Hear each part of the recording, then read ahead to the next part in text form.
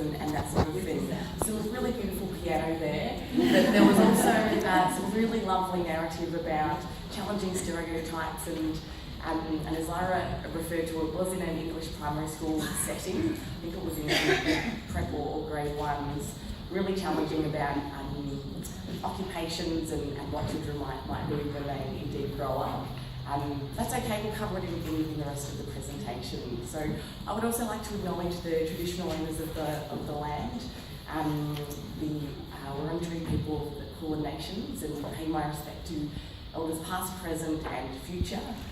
And so I'm Kate from Ballarat, but have been in Melbourne for the last 8 years looking after the children's services area in YMCA Victoria. And I absolutely do not profess to have a master's qualification, or there is no doctor before my name, but I am really excited to share the journey that our team has been through over the last couple of years, really looking at the role of early childhood professionals in creating a more equitable world. And it's one of the best things I think you could get up in the morning for, so well done on investing in your own community today. So the early years, one of my favourite quotes in the world, really reminding us about how important it is each of our in early childhood or any education setting. And in light of everything that we've heard this morning, it's a really wonderful reminder that education is the most powerful weapon that we have to change the world. And I have no doubt that each and every one of you do that in your setting, in your service or kindergarten or wherever you might be, for the children in our care. A fabulous video. So why is gender equity important in early childhood? We know how important equality is to, obviously, the role of domestic violence. Why is that important in early childhood, and what role do we have to play in that? For me, there are probably 4 key reasons why it is so important and powerful. We really have that in our hands. First and foremost is for anything that we do in early childhood, and of course the middle years as well, but it's our role to really promote the effective learning and development of every single child in our care. And I believe that the way we do that through the services that we deliver, it's really about, and it's already been touched on this morning, that how we contribute to that child's world when they're walking through the doors of our early learning service or kindergarten or other childcare setting. So whether or not we know it, or that we're completely oblivious and it's not intentional, the posters, the music, the colours, how we set up our play experiences, they all contribute to what children see as normal, or expected behaviour, or expected toys to play with, or not. And you know, the stories of the awesome haircut, high five, what an amazing educator, supporting and really celebrating that person being who they are, and that is absolutely our role.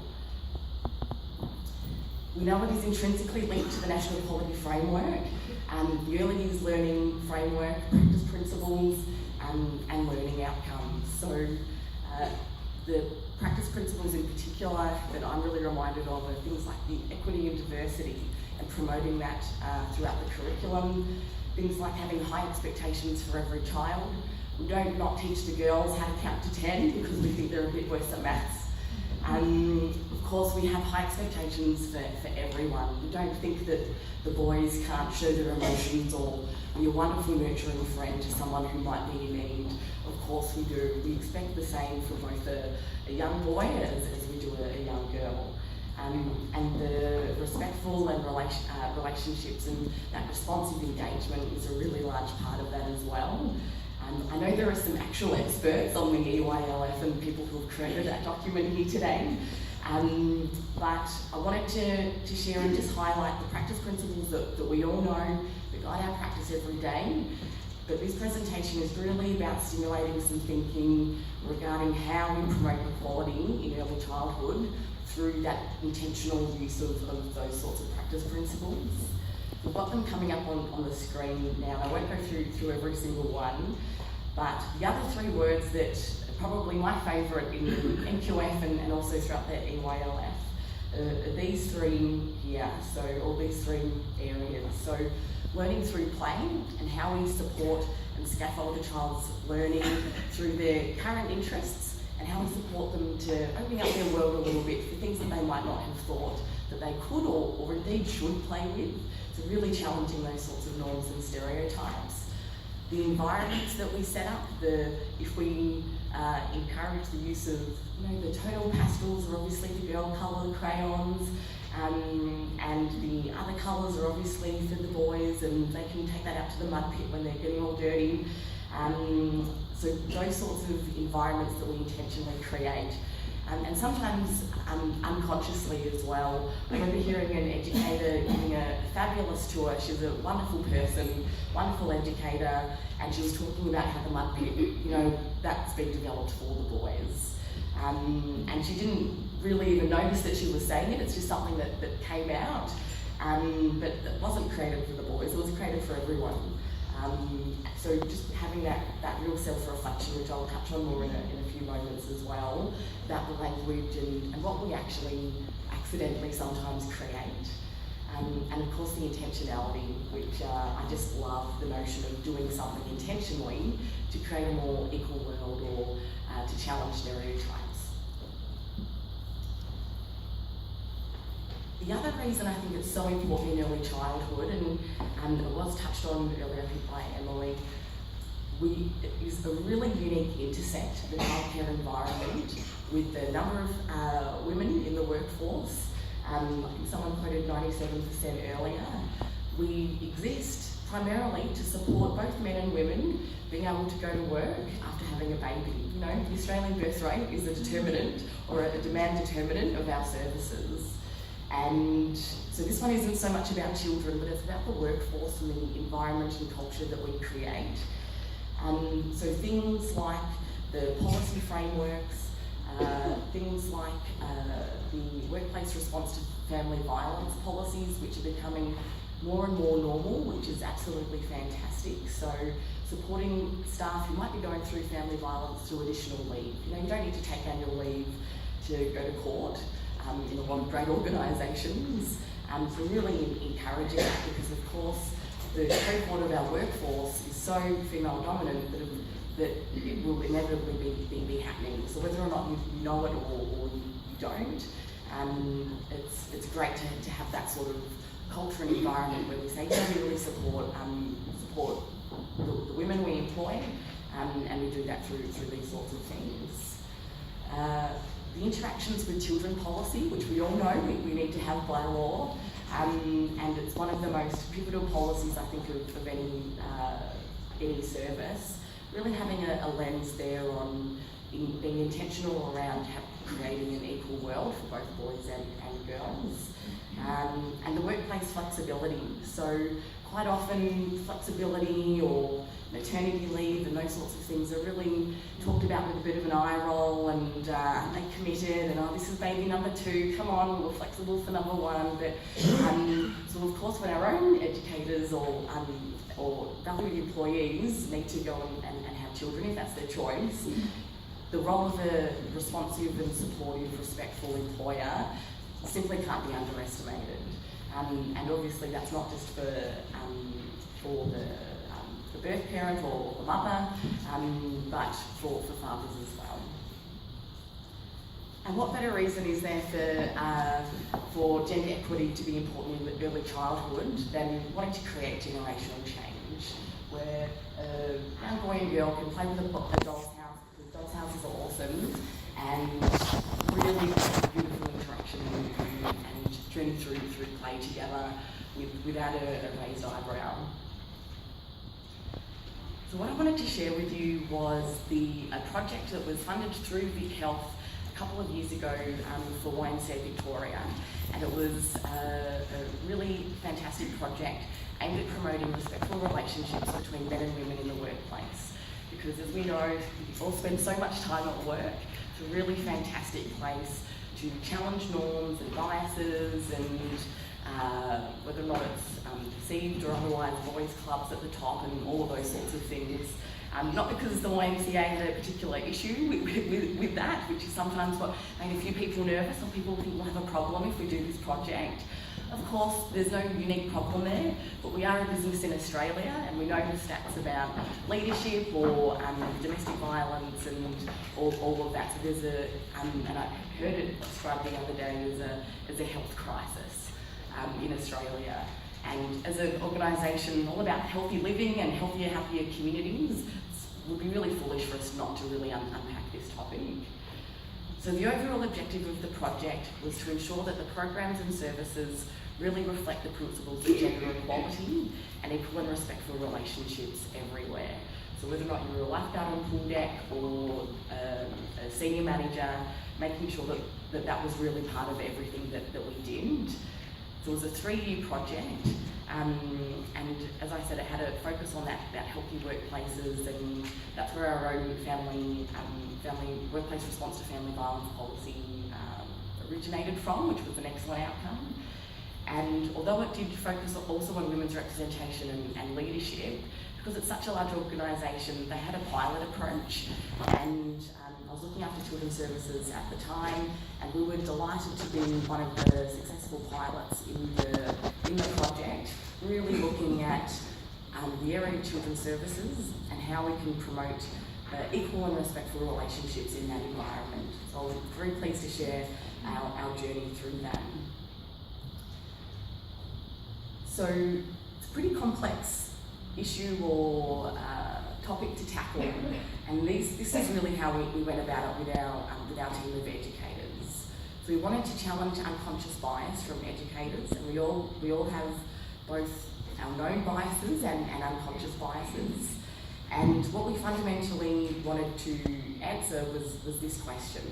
So what does equality look like in early childhood? It's not an easy question to answer. It was a really important one, and I really encourage you all to think about that, no matter where you were. But what does equality look like here anyway?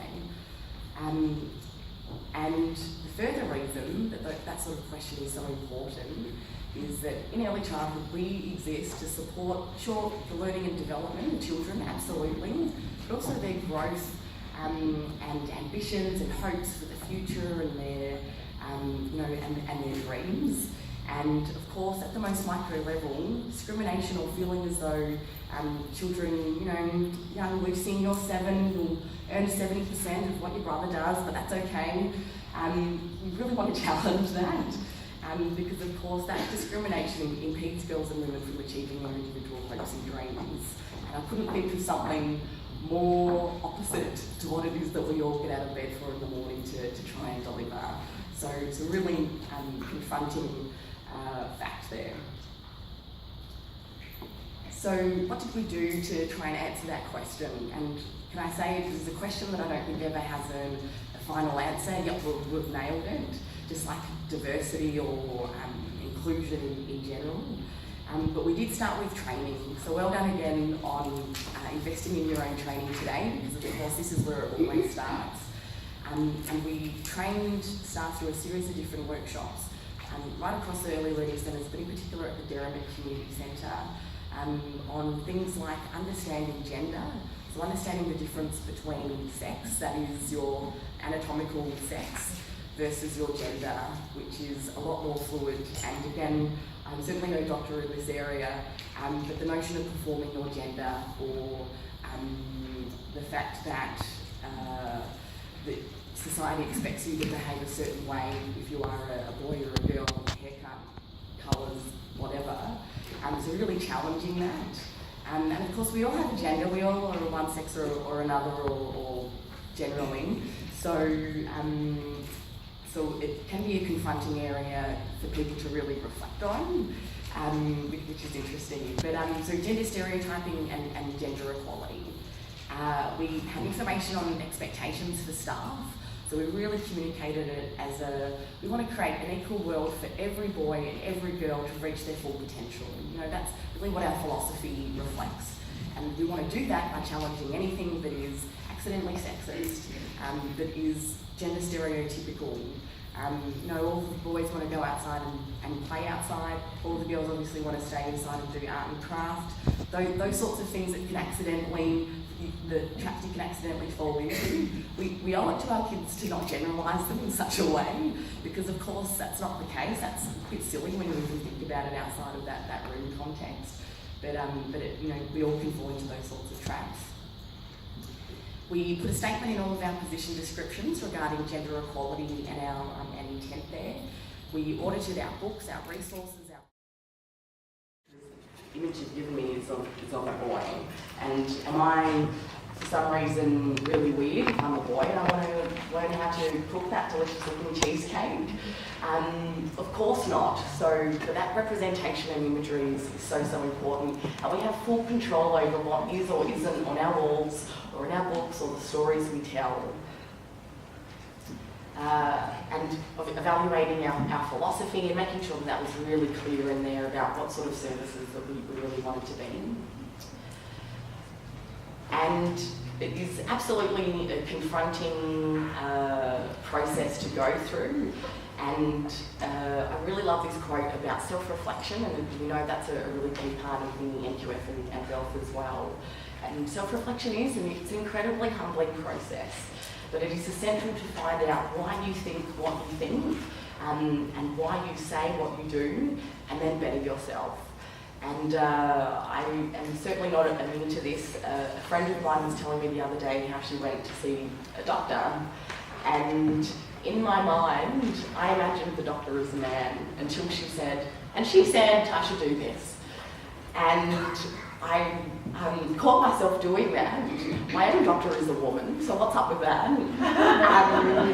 And it was just a really interesting thing to catch yourself doing. When I would be the first person to jump down someone's throat if they assumed the finance manager was a man, or the nurse was a woman, So it's really that evolving self-reflection. And these three areas would be where I would say that reflection and intentionality is so important. So we mentioned about the play spaces and the areas that we create for children's play and discovering, educator language, and absolutely including jokes. So, and whether or not that's, don't you act like a little girl, there's nothing. I remember a teacher at school saying once, there's one thing worse than the giggling girls, it's giggling boys. Well, what do you even mean by that? Or even things like, don't get too dirty. Mum's going to be really upset when she sees how dirty your trousers are because you've been playing outside. Well, who is it? We don't want to assume that that's absolutely naturally the mother's job to be doing the washing or whatever else. So as you can sort of, and sure, it might be most normal, but it won't become more equal unless we challenge our own language and assumptions. And as I said, the representation is just so critical, whether or not that's on TV and the one woman to every three men on a panel, that's 50-50, right? And our early learning environments, sure, very different to being on television. But it is the world that we create for the children, and what is home corner, what are these cooking utensils meaning, what does this truck mean, when I assume that only certain children will really want to play with that.